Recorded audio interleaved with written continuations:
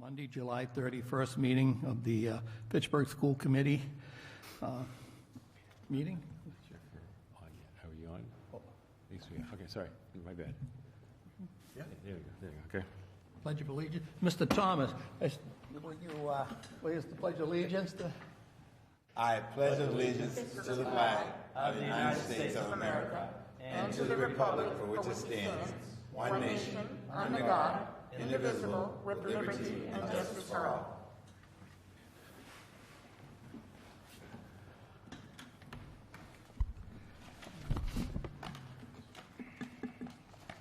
First thing I would like to do tonight is just mention about the mayor. He is doing well, and hopefully he will be home soon and back at his post very soon. So, Mayor DiNatale, get well soon and be back at your job. There will be no executive session tonight. School committee members and student reports. School committee chair report. There will not be chair report tonight. Resource meeting, we met on the 18th, and it was a very short meeting, and we just had grants to submit and grants to accept. That was basically what we had to do. All of those grants and donations will be on tonight's agenda. The building needs, we also met on the 18th. We were given a school building maintenance update by Joel Richardson.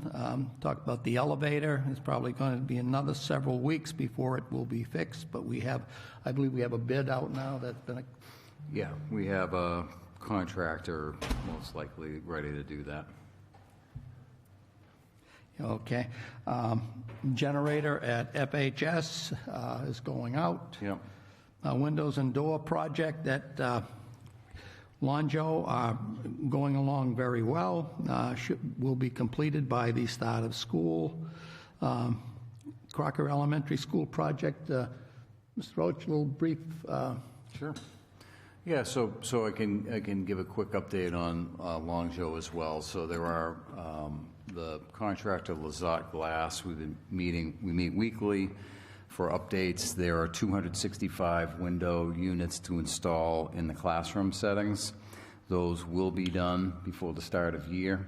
The library will also be completed before the start of the school year on September 5th, school year for students. If there are some windows that need to be installed during the school year, those would be common areas only. We had a walkthrough planning meeting last week with Lonjo School Admin, in addition to our project manager, as well as Lazat, to just map out the sequence of the large stackable window units that are in the very front of the building on Academy Street, and then the two sides. But other than that, it's progressing really well, and it's transformative to the building, honestly. And then for Crocker, they continue to pour the various components of the foundation, including frost wall, and they have started to build the large retaining wall on, they use directions, I always say, the Burbank side of the building. So it's progressing really well, and they've been moving some of the additional soil and fill. I mean, that's the challenge of this project so far is really just the additional earth, but they've been moving that around, and again, they're on track in terms of they do 3-week look-ahead meetings every week. We meet 2 to 3 times, and again, despite the rain this summer, they are progressing really well.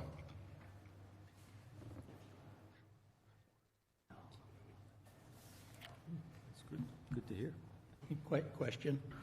Yes, thank you so much for the update. That's wonderful. I'm excited. I would like to add or ask if there is any, well, I'm pretty sure there is, way of getting the working crew out there to do a deeper cleaning of the floors, especially of Lonjo, even at the high school.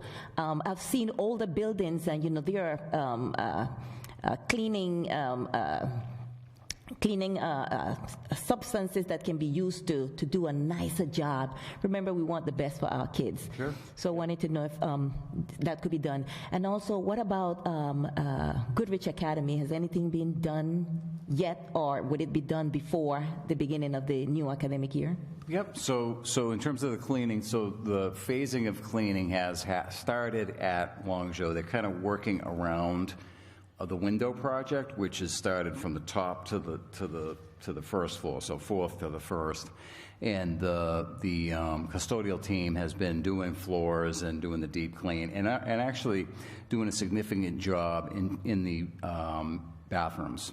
That was one of the projects that the civic projects for the 8th graders. They really felt like the bathrooms needed to be cleaned, painted, updated, so they've been doing an excellent job in those as well, scraping, painting. In terms of Goodrich, well, and then the summer programs at Fitchburg High will be wrapping up mostly at the end of this week. So I know the cleaning will really begin in earnest next week when 500, 600, 700 kids are moving up. They've been doing some over there, but they'll really be able to get after it once the students are vacated with probably 2 to 3 weeks to spare. And then Goodrich, the veterans construction team, has worked with the Goodrich staff to select the tile they want for the floors. They expect that to be in, I would say, in the next few days, and work to begin with completely stripping and sanding and getting the ceilings, walls painted, and then redoing all the floors in every classroom. So, Can I get a date as to when I could stop by and look at it and admire it, when I'm not in anyone's way? I would love to do that. I think it's safe to say by probably next week they will start. Just check back and I'll confirm that with you, because some of it is them waiting for the paint and waiting for more. It's more the tile. Thank you. Yeah, you're welcome. Any further questions? Policy Committee? Begun? Student support? Yes, Mr. Vice Chair. I just want to say, send out an appreciation to Mr. Thompson, who has agreed to think outside of the box and work outside of the box, and willing to recruit candidates from outside of the state of Massachusetts to, be able to fill positions that we have here in the district, and, educators that a better representation of the population of students that we have. So I thank you for agreeing with that and helping the student support subcommittee to help the students so that they can have the better education possible for them here in Fitchburg. Thank you. Thank you, Dr. Knight. School Personnel Committee, no meeting. Executive Committee, no meeting. And I invited our student reps, but they... Summer vacation. At this time, I would like to welcome our acting mayor, Mr. Anthony Zarella, who will be the acting chair of the school committee tonight, and I am going to turn the gavel over to Mr. Zarella. Thank you very much. Welcome. I'll ask you guys to bear with me, because while I've done this many, many times for council, I have never done school committee, and I'm sure you have your own processes and procedures that I will not be familiar with. So feel free to correct me if I get anything wrong. You will get a grade at the end of the meeting. I would expect nothing less from the school committee. Just be aware, I'm the guy who retakes the test until I get the A. Recording in progress. So it looks like next up on the agenda, we have the approval of the previous minutes from June 26th. I'll make a motion to approve the minutes. Second. I have a motion and second. Anyone speaking on the motion? If there is no objection, we will take this by unanimous consent. Seeing none, the minutes are approved. No communications listed. I have one communication. I'm doing this for a friend and fellow committee member, Mrs. Rosemary Reynolds. She wrote to me. She said, we appointed her as the representative to the Keystone Collaborative at our last meeting. I met with the head of the Keystone Educational Collaborative, John Desmash. He guided me around the Electric Avenue facility and filled me in on the history, etc. I was humbled and awed by his great work. Please ask Mr. Stevens to relay this message to the school committee at the next meeting. So she enjoyed that. So I'm glad she did, and we will have a great representative at the Keystone Collaborative. Thank you. Thank you. Anyone else have any communications? All right. Public comment. Did we have any submitted? We did not. All right. Anyone in the audience wishing to engage in public comment at this time? Seeing none. We have the superintendent's report. Thank you. Good evening, everyone. I hope everyone's having a great summer. I have a few items tonight for the superintendent's report. The first item, the Keystone Educational Collaborative visit. Mr. Stevens already reported out on that. Thank you, Mr. Stevens. Tonight, I would like to introduce Dr. John Braga. Dr. John Braga will be introducing our new athletic director. We just finished up the search last week, and Dr. Braga would like to introduce our new athletic director. So, Dr. Braga, please come up. Is your TV on? What's that? It is. It is. Okay. Yes. All right. Thank you, school committee members. Thank you, audience as well. I'm Dr. Braga, principal, Fitchburg High School. I'd like to introduce our new incoming athletic director, Todd Robbins. We went through multiple rounds of interviews. Are you getting kickback on me? Does that sound okay? Yep. Yeah. Sorry. I don't think anyone's going to hire me for an acting career. All right, well, let me start again. I'm Dr. Braga. I'm principal of Fitchburg High School. I'm here to introduce Todd Robbins. We went through several rounds of interviews, checked multiple references. Todd comes highly recommended. He comes from the Watertown Public Schools, where he oversaw their radio and broadcasting program. He's really heavy into sports. He has a master's degree from the University of Cincinnati, focus on athletic administrator. That's correct. He's very excited to come to Fitchburg. One of the big things that we really focus on at the committee is how do we get all of our students involved in a sport and activity, and I think Todd has some great ideas and energy to do that. So I want to give Todd his moment and introduce Todd Robbins to the Fitchburg Public Schools. Thanks, sir. Appreciate it. Good evening, everyone. Great to be here. Can't tell you how excited I am to be here after all these years of watching these meetings from home in Leominster. Being a Verizon customer, you get to see both cities. So I have checked out your meetings. I'm very excited to be here and be a part of the community. As I think all of you can attest on both sides of this community, the importance of athletics in the rivalry between these two communities and serving the scholastic needs of our students, and really getting to educate the whole student is a massively important undertaking, and it's one that I do not take lightly. I feel incredibly honored to be here. I've been told by your local historian I am the 9th person to occupy the position historically, and in a program that goes back to 1894, that is an incredibly lofty, weighty goal to possess and hold. So I'm very honored to be here. If you ever need anything, please don't hesitate to call or reach out, and I'm happy to entertain any questions. Any questions from the committee? Yes. I'm sorry. Can you say your last name one more time? Yes, sir. Robbins. Robbins. Yes.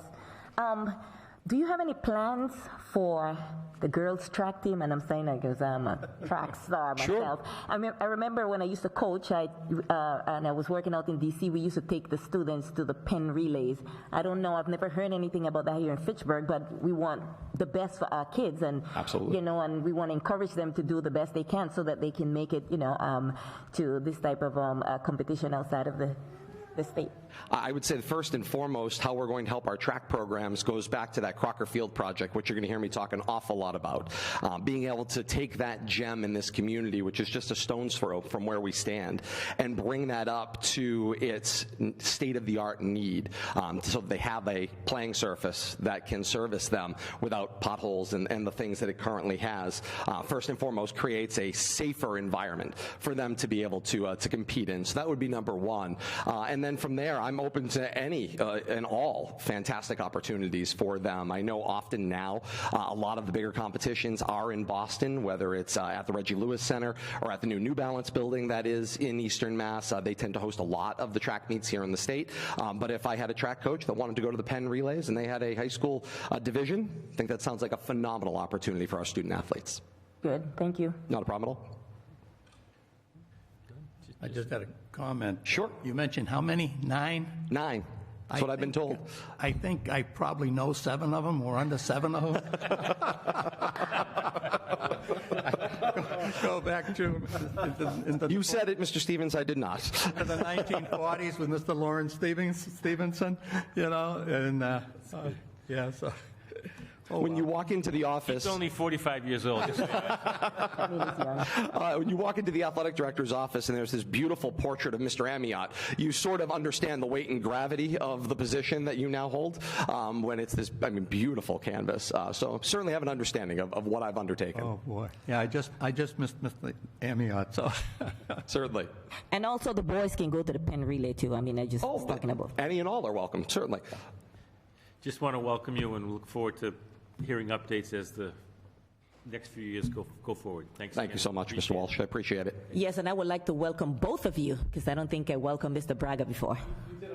Oh, I didn't. See, I was outside of the country. Okay. Yeah. Thank you. Thank you, Mr. Chairman. I, too, want to welcome you and thank you for your willingness to be a part of this community. Certainly. I know it wasn't easy, but I want to welcome you and be of any kind of support that I can as an individual and as also a part of this committee. So I just want to make sure that you know that for me the most important thing is for our kids to excel academically and in sportsmanship. Because a number of times we've won the sportsmanship awards, and that speaks volumes to our community. And then, so that's more important to me than selling the NBA or the NFL, which, you know what I'm saying without being stating the obvious. So just making sure that, it's first and foremost that our kids understand the importance of education.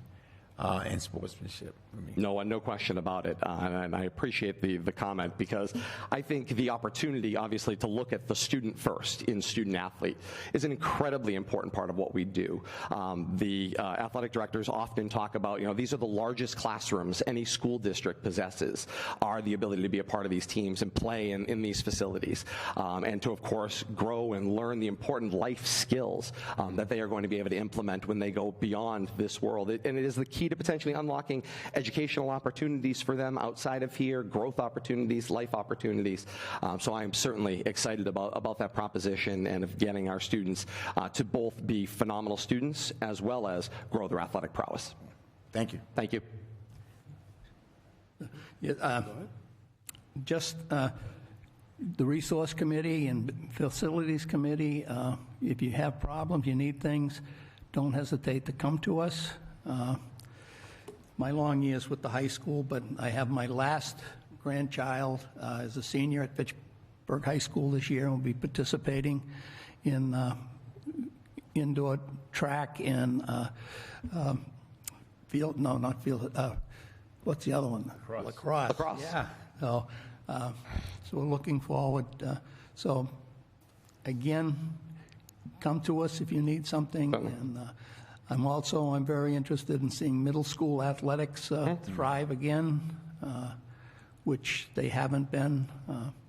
So I think it's and we had the opportunity to talk a little bit about it, during the interview process, and I'll say it here in this public forum.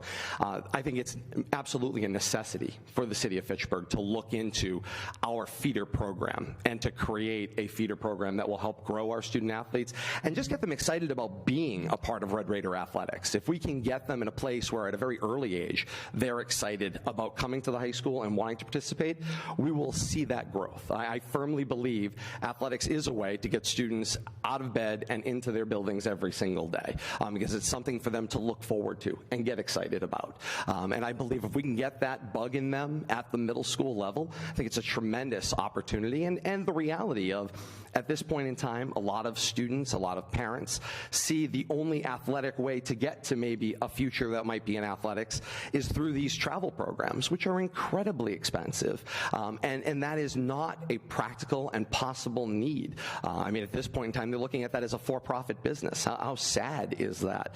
We need to bring that back into the schools. Junior high school athletics were present not in my era, but the generation directly before me. And it certainly led to a lot of athletic success in this region. We need to bring that back and start to grow that forward. So it'd certainly be an initiative I'd like to see. And there are some great programs in place. I was having a great conversation with Rick Maynard today, who's been a part of the middle school athletic program, is very excited to see that grow and blossom. So I look forward to working with folks like Rick in the community and helping to grow that out. Just one other question. I understand you just coming on. Who has been handling the athletic department up until now? Up until we hired Mr. Robbins? Right now? Yes. You can bring it. Alan Toomley, I'd like to thank Mr. Toomley for, in the interim, until Mr. Todd has taken over, he's been doing a great job getting it ready for you to come in, Sure. Making sure orders are done and so forth. So we owe a round of gratitude and thank you to Mr. Toomley for being there to help Todd get going. Right. Well, I didn't know that. Thank you so much for Alan taking time out of his summer and his schedule to, willingness to serve. And knowing the quality of work and the time Alan's put in over the years, I'm pretty sure, handing off a, not a perfect machine, but, some things that, make your job a little easier coming in. So I trust and pray. And thank you so much, Mr. Stevens, for that, for letting me know that. Thank you. If I can just go right ahead. So I just wanted to echo everyone else's sentiment of welcome and best of luck. Thank you. I think I just want to share a quick memory. When I was a college student here at Fitchburg State, there was all these kids in the neighborhood, and always, after school, after my classes, would be running around the neighborhood, getting into mischief, into trouble, so on. And the one simple solution was we bought a basketball hoop, and we put it on the corner of the street corner, and we bought some basketballs and made some rules that they wouldn't take the basketballs home. But all of a sudden, it was like this after-school program for the whole neighborhood. And from 5 kids, it grew to 20 and 30, and all summer long, it turned into this basketball club. And it really showed me a lot of the ability that sports and athletics can have in Fitchburg, the role that it plays in this particular community. I know the mayor has said in the past for Thanksgiving Day parades or whatever, and I've heard many times that this is a football community and we're looking for wins and championships and so on and so forth. And I really think what you said earlier of just having the focus be accessibility. We are looking for pride in our athletics, but it has nothing to do with the scoreboard. Mm-hmm. And just like Tom said earlier, it's really about sportsmanship. So I just really think you're in the right mindset with what you were saying earlier about accessibility and affordability. I really think that needs to be a real focus of athletics in Fitchburg. And that's all my thoughts. Best of luck. Like Peter said, if you need anything, please let us know. I think the biggest problem is probably going to be logistics. And certainly with affordability, logistics are very expensive. So if there's any creative ideas that you have, please let us know. I appreciate that, and I agree with you. I really firmly believe in athletics' ability to unite a community, and I believe this is what it can do for this community. And the example you cite is a tremendous one of just the simplest little act in getting people involved can open up new opportunities, connect people, and give them something to look forward to. And the hope is they get excited and they look forward to being a part of Fitchburg athletics and playing for the red and gray. Absolutely, yeah. And just one last thought while I'm on it is, we recently redistricted the school district. And I think one focus that I would have in your role is making sure that there's equality and opportunity in all the different schools. The difference of what they have at Memorial compared to Longsjo is very different. It's not green grass at recess at Longsjo. That's a big deal to me. Anything creative you can come up with for ideas like that, really making accessibility a key focus would be important to me. So best of luck and welcome to both of you. Thank you. I appreciate you mentioning that. I know that's something that I've talked to a number of stakeholders in the community about, is the need for green space and open space that students can play in, and of course that are safe. So that's certainly something we'll look into and hopefully come up with some creative ideas to solve. Absolutely. Thank you. I'd just like to echo the point about pride in sports not necessarily being dependent on the scoreboard. Everyone can see me. I'm not a hugely athletic guy, never have been. I wrestled in high school. I had 2 career wins out of 4 years of wrestling, but I loved it. It made me feel good, even if I was just the hardest kid on the team to actually pin, even if I lost on points every time. It was something I could do that, for a tubby, asthmatic high schooler, that was a source of self-esteem. So Sports are important. Yeah, Absolutely. and a positive memory that you can recount here in a public forum, right? I mean, Exactly. and that it's something that you'll remember forever. I mean, and I think there's something to really be said for that, and athletics' ability to do that for students. It can be, just totally eye-opening for them. And I will echo the same. I mean, athletics doesn't just have to be about players. I am a standing person here who never competed at a varsity level ever. I was a varsity broadcaster. 3 days into my career as a freshman at Leominster High School, I knew I wanted to be a sports broadcaster, and I went in and I asked if I could do the games. They said, yeah, here's a microphone and a camera, and the game's Friday night. And here I am, 25 years later, still talking about those things, still doing those things in the community, and now obviously coming here in an entirely new role. Athletics can create opportunities without you having to actually step on the field and do something about it. So, yeah, exactly. And so I'll just also welcome you. Thank you. I probably won't have the opportunity to work quite as closely with you as the rest of the people on this bench this evening, but I certainly would echo that if there ever is anything that I can do to help, please let me know. I appreciate that. I'm sure we'll see the City Council for this Crocker Field project at some point in the very near future. So Mr. Robbins' Yes, sir. official first day will be next Monday, August 7th. So he's officially on board next Monday. And like everyone else said, we wish you a lot of luck here in Fitchburg. We're glad to have you. Fitchburg's a great place, and we can't wait to see what you can do for us here in the sports. I'm excited to be here. As the folks have told me, hail, hail the red and gray. Thank you all. Thank you. Take care.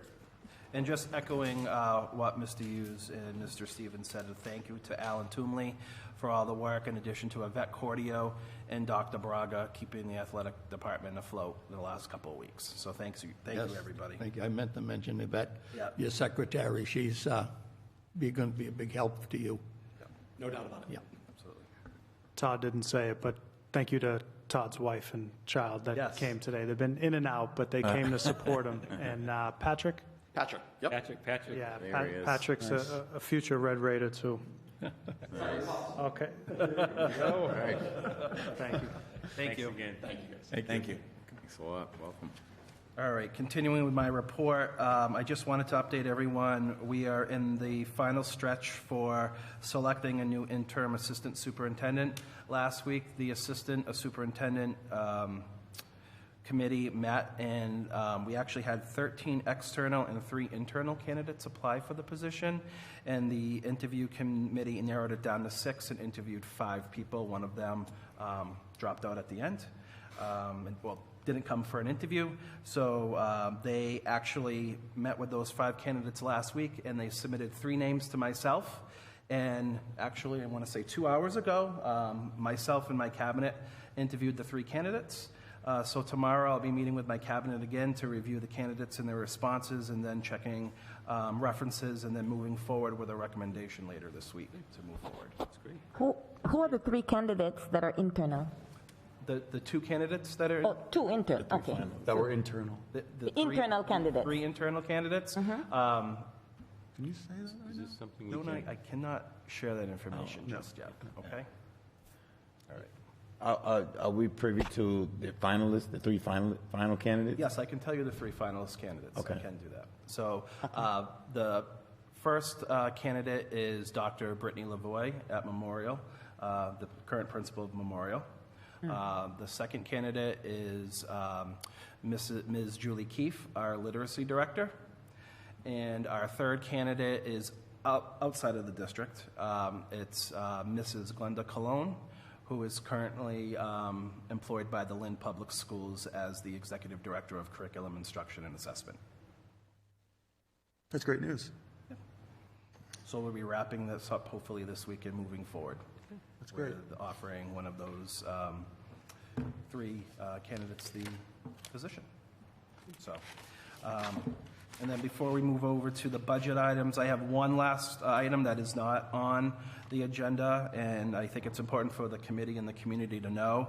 I received the South Street Early Learning Center principal's resignation, Mrs. Monica Poitras. Mrs. Monica Poitras will not be coming back to be the principal next school year. Her last official day in Fitchburg is Friday, August 11th. She actually has some personal reasons she resigned for, so she will not be coming back. So right now, I'm actually in the process of getting the posting up. I am hoping to hire a principal for the start of the school year. I know I have a tight timeline, but my goal is to hire somebody. Until I hire somebody, the current assistant principal, Hannah Tumber, will be acting as interim until we hire somebody. But I hope to have someone on board before the school year starts. Tomorrow I'll be sending out information to the community about the search committee, and if anyone's interested in being on the search committee, there'll be a link for them to apply to be on the search committee, and we'll be moving forward pretty quickly to see if we can find someone to fill that role. Thank you. I hope we don't rush.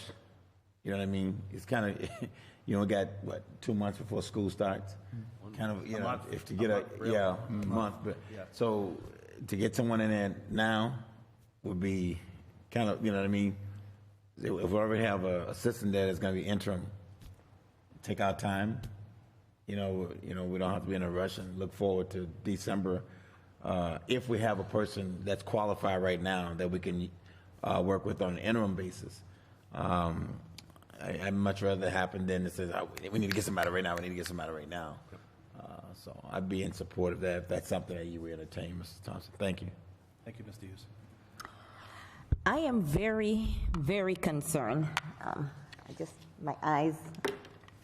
Okay. Very concerned that I don't see a representation of the 76% of students of color in the school represented in the administration. Very little.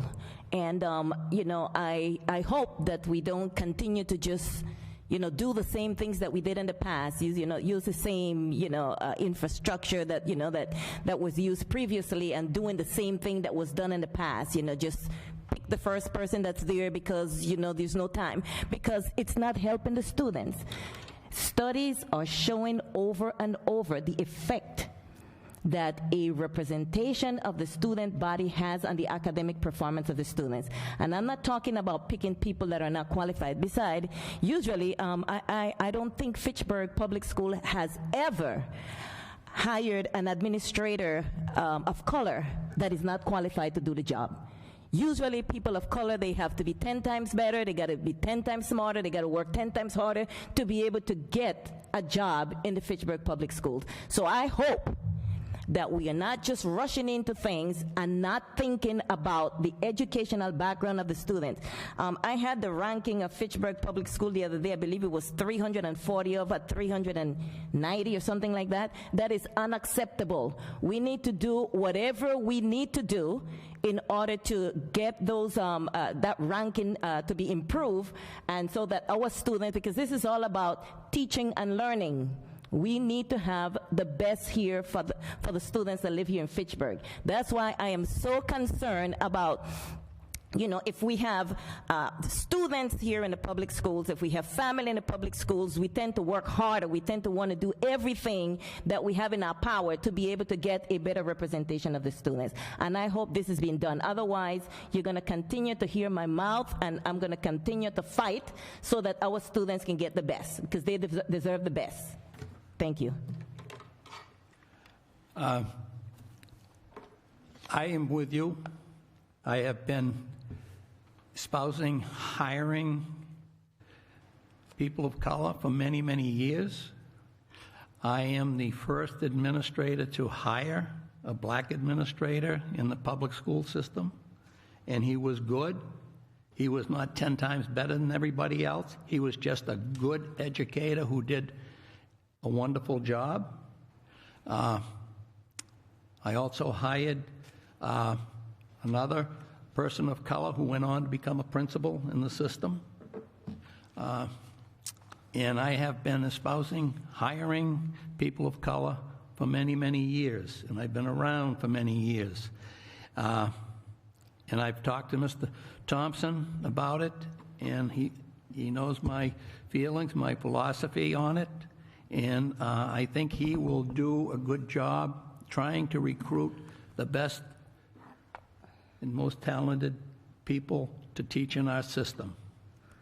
In addition to that, there need to be an induction program. There need to be a mentoring programs to retain these folks that that you're talking about, because there was nothing to retain them in the district. There was no support. That's why they left. That's why I left 100 years ago, because there was no support. I think there's more support than you realize. I know as vice chair I have pushed, and again, previous superintendents will tell you, I have pushed to increase pay of our administrators, pushed to retain our administrators, to pay them as well as we possibly can. They have a contract, a union, that you just can't pick out individuals. You have to do a whole contract. I know Mr. Thompson is doing everything he can to retain and retrain as many people as possible. And it's an ongoing job. It needs to continue. We need further outreach. Our HR director needs to continue to outreach. They need to go to colleges and talk to students. We need to continue our program that Mr. Roach started at Fitchburg State College of growing our own homegrown students. And that's hopefully we can continue to push that. And I know it's not going to be easy, and I know you, Dr. Knight, you need to continue to push, because we need to keep the foot on the pedal to get that done. Yep. Thank you, Dr. Knight. I agree with your statement. The research does show that students do better academically when they have someone in front of them that look like them. So my goal and my promise with you is to make sure we get the best candidate for our students. The kids deserve this in this community, and that will be my promise to this community, committee and the community moving forward. Thank you, Dr. Knight. Thank you. I just want to add, and this has been a sentiment that you brought up repeatedly, which is good, and I have always supported it and will continue to support it. But I think, with my support and with yours, I think this entire school committee needs to put into context the full problem here. And I think it's kind of a bold accusation, and with respect, kind of a baseless accusation to say that we are going out of our way to not hire candidates of color.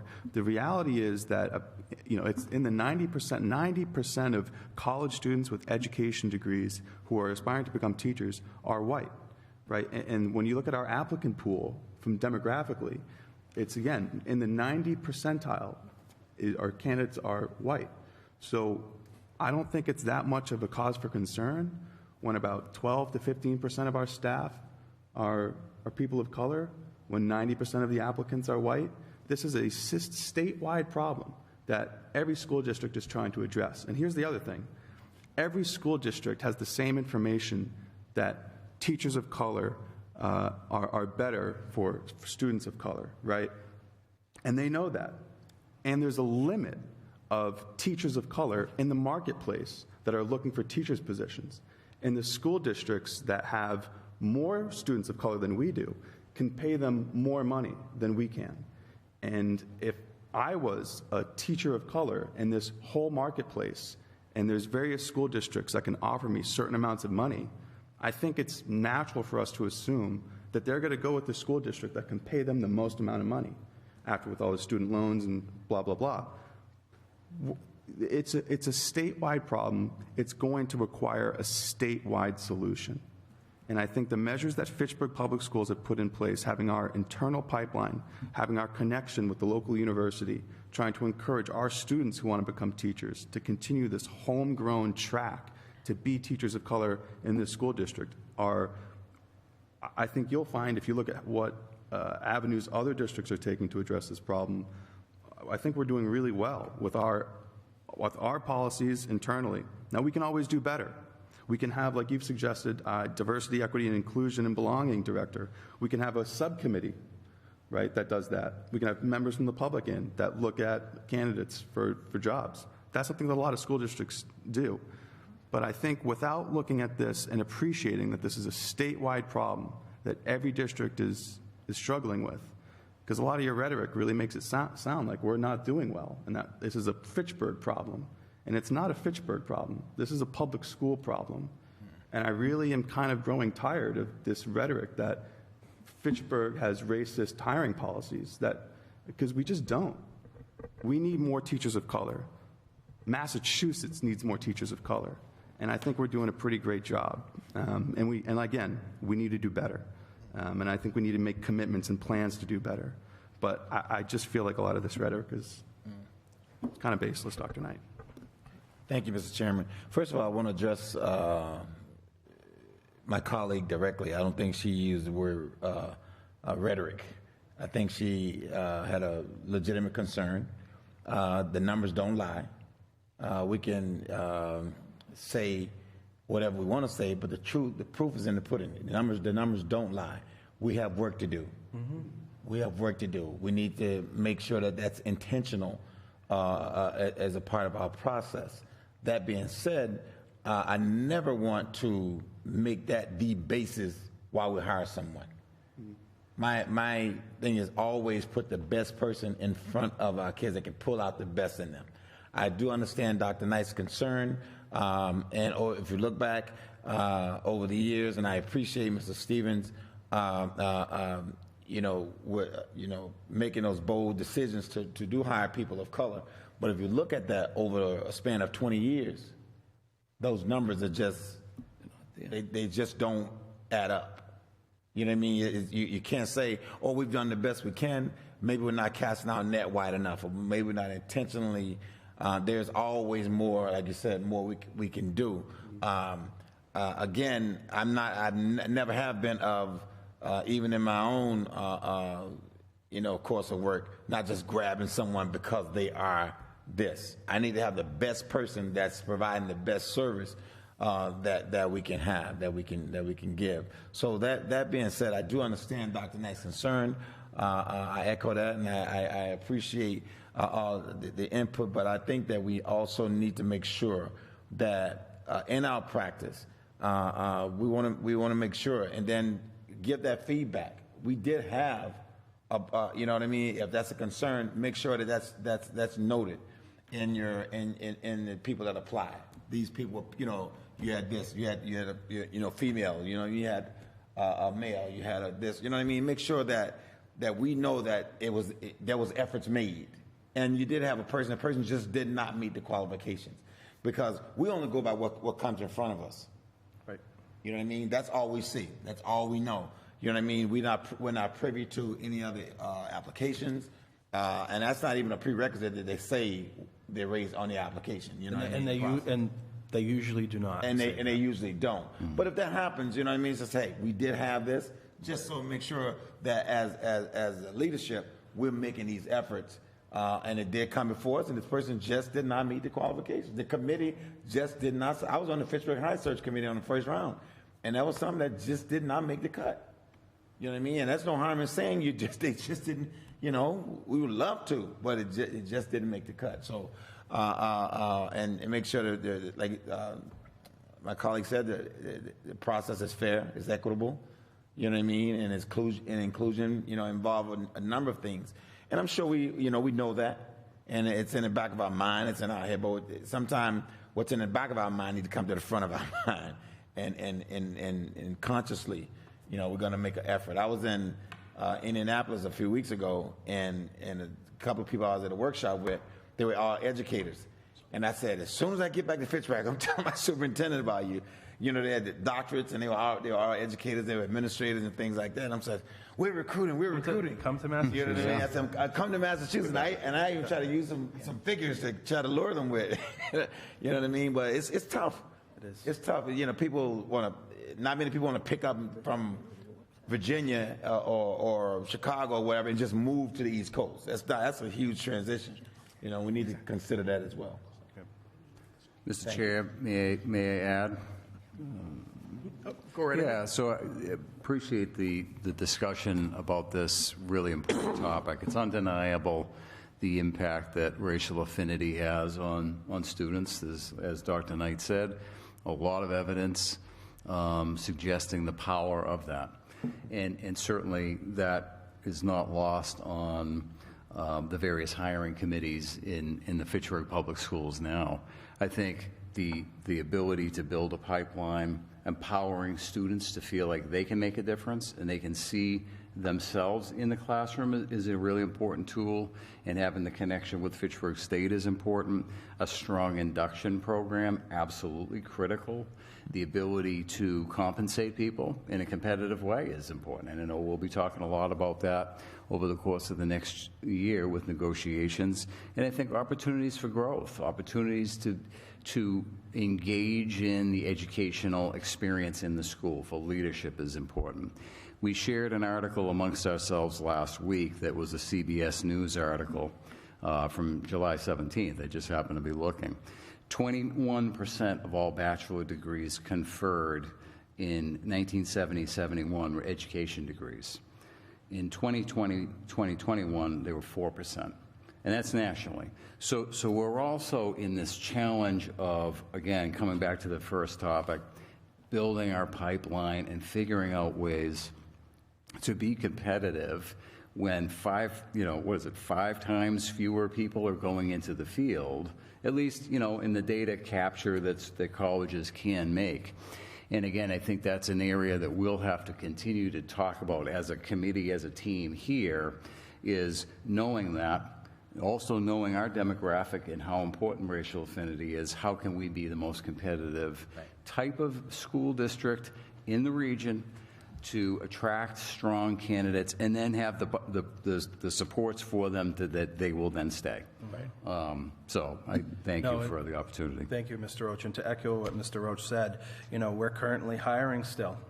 Mm-hmm. And, you know, right now it's a teacher's market. They can do a lot of job shopping right now and wait for a district to hire them that has the highest benefits and the highest salary.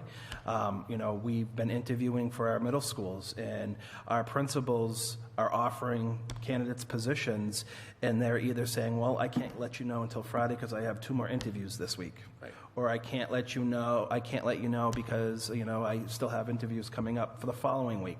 Whatever the circumstance is, it's a teacher's job market right now. They have a lot of offers. You know, and just to let you know, one of the things we will have to talk about is how we compensate our teachers moving forward. You know, I'm not going to, a district close to us that's also an urban district just settled a contract, and their teachers are getting a 14% increase over the next 3 years. That's a lot. A lot of our teachers are leaving to go to this district. So that's something we will have to talk about as we move into negotiations this coming school year. So, I think that's one thing we've talked about already, and we did some things this year already with our paraprofessionals, giving them a boost, even though it wasn't a contract year, because we're trying to retain these people that we have trained and keep them. So we're doing everything we possibly can, hopefully, and if we haven't, let us know. thank you. All right, moving on.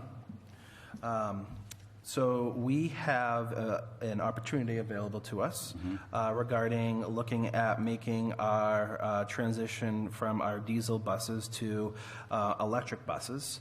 And Mr. Roach will talk a little bit about the current grant opportunity that's available for us to apply to for electric buses. So, Mr. Roach?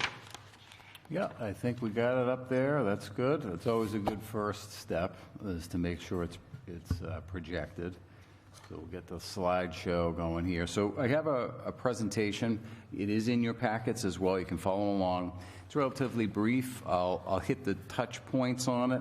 But essentially what we want to do is pursue the EPA Clean School Bus Program grant, which is due towards the end of August. It would be a collaborative approach that we take. So we have our yellow bus contractors with First Student through this coming school year, and they have the expertise. We've been working with them. The transportation coordinator for the Fitchburg Public Schools, Donna Hildreth, has a wealth of experience in school transportation. Both she, myself, have been meeting with First Student representatives to help prepare this opportunity for a grant. I will say, and as we walk through the slides a little bit, it is particularly competitive. It's an extremely competitive grant. For the EPA region that we're in, which is one, I'll go through that a little bit. There's about $200 million allotted for the Boston, sort of New England region. When we get into the math of how much an electric bus costs, you'll see that doesn't go super far. But we're going to be pursuing that opportunity to do collaborative grant for a minimum of 25, maximum of 100 school buses, and that's currently being discussed with First Student now. On the next slide that I have is kind of just how the grants will be evaluated. There are a number of different factors related to the opportunity. I will say that the Fitchburg community itself does meet a number of the criteria in terms of what would provide some of the points as they break down the application breakdown for the grant.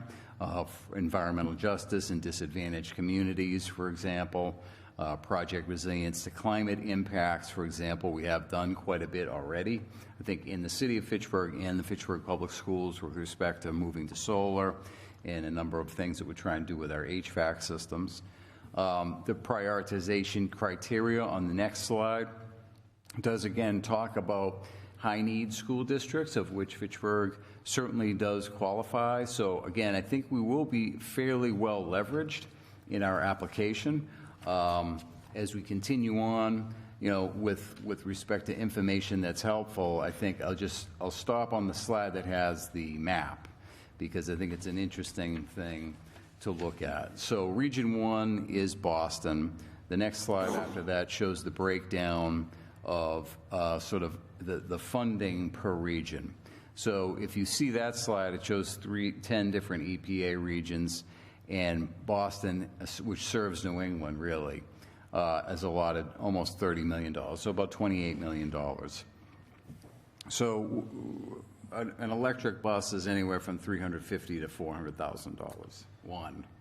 So the region itself will probably have about 70 to 80 buses provided, and that's all of New England. So when I say it's an extremely competitive application round, it is. The plan is to continue with these rounds, but this particular round, which is due August with notifications in November, is one that, again, we are pursuing, and the hope is that we will win that. I know that previous Massachusetts school system, New Bedford, which I think has many comparable factors to Fitchburg other than being a little bit larger, did receive one of these grants in an earlier round. So I think there is, again, we have a great opportunity here, but wanted to make you aware of it so that you can understand kind of what we're continuing to pursue in terms of that 2050 goal of significant reduction to emissions in Massachusetts, in the United States, and again, us doing our part to really try to fulfill that goal and also obligation. So I'll just kind of move along a little bit to the timing. You can see some of the information there with respect to the work that's being done around this, and the goal would be to, hopefully have some kind of notification, yay or nay in November through January. So that's quick overview. Glad to try to take some questions, and if I don't know the answer, I certainly will reach out to our rep that we've been working with. A couple questions. This grant, the district ends up owning the electric buses, is that correct? So in this particular grant, what would happen would be that First Student would manage that with Fitchburg and the other communities that are applying, because there's some incentive to apply as sort of a collaborative group, and that's the approach we're taking in this particular grant. So First Student would then have those buses to fulfill in a contract, because for us, managing a fleet would be extremely challenging. Then you have to manage a fleet of drivers. Then you have to have the space to house your buses, a massive yard of some sort. You need to then hire mechanics, and that's kind of a new field too, just the electric buses. I did get a chance to tour one recently, and they look very much the same until you pop the hood, and then it's a very different look. And my second question, I forwarded this to you and to Superintendent Thompson. Beverly now has a couple of electric buses. Yeah. And their buses are such that they can supply power back to the grid. Sure. And earn money, and then they can recharge their buses during low times when the cost is Overnight. less. Yeah. Do you know, is that something that these buses will be able to do? It'd be the exact type of model. Okay. And again, I think another conversation around bus transportation, van transportation, is there are communities that are, I look at Worcester, I talk about Brockton a decent amount, that are starting to get into the transportation field themselves as a school district, buying their own fleets and managing them just for cost effectiveness and that kind of thing. Massive undertaking, not on the agenda tonight, but maybe a topic for another meeting. Resource subcommittee. Any questions for Mr. Roach? Any other questions? Good luck with the grant. Yeah, thank you. Yeah. All right, moving on. We have some donations and grants. The first donation is for the science department in the amount of $800, donated by a former FPS teacher. She is donating 7 earthquake kits and 7 surface temperature sensors for students to use in the Science STEM program. In addition to that, we have a donation from JR Glass. They donated 96 backpacks last week for our students with school supplies. So those will be going out for our students in need.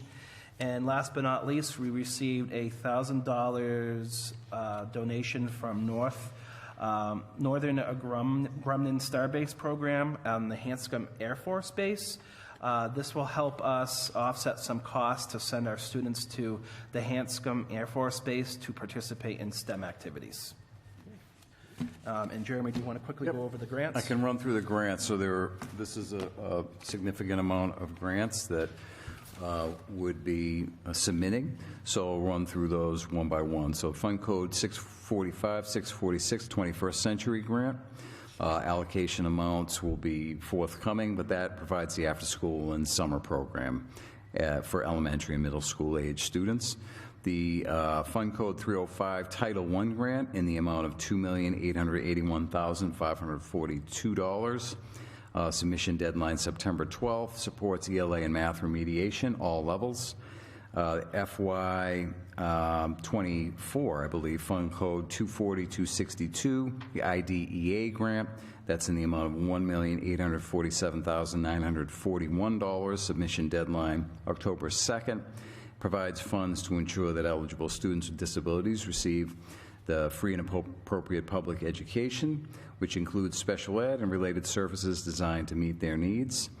The Fund Code 140 Title 2A grant in the amount of $282,558. Submission deadline September 12th. That funds a portion of literacy and math initiatives and mentoring and induction facilitator. High-quality instructional materials in the amount of $202,000. That submission deadline was July 5th, and that supports districts in implementing recently purchased Tier 1 core high-quality instructional materials in math, English, science, and digital literacy. The Fund Code 309 Title IV grant in the amount of $195,533 supports a well-rounded educational experience for students, and that submission deadline is September 12th.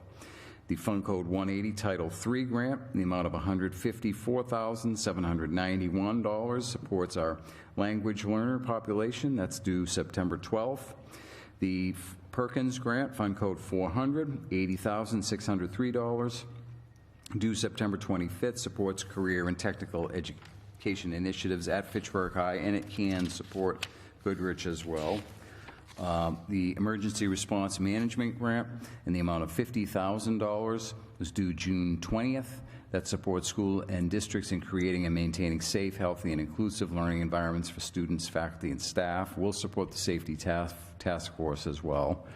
Innovation Career Pathways Grant in the amount of $50,000, July 14th, supports the Innovation Pathways programming at FHS, which is currently Advanced Manufacturing and Environmental and Life Sciences.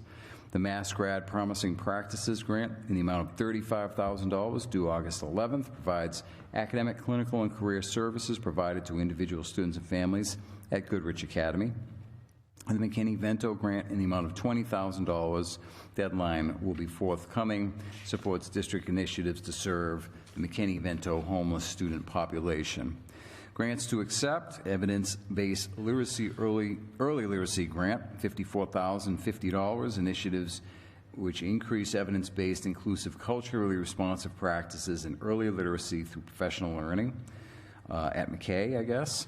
The 1-8 Foundation is $16,910, supports middle school science initiatives, and the Applied Learning Leadership Institute in the amount of $8,900. And the memorial has been accepted into this Applied Learning Leadership Institute and has been awarded the grant to help offset costs associated with institute travel and pilot implementation.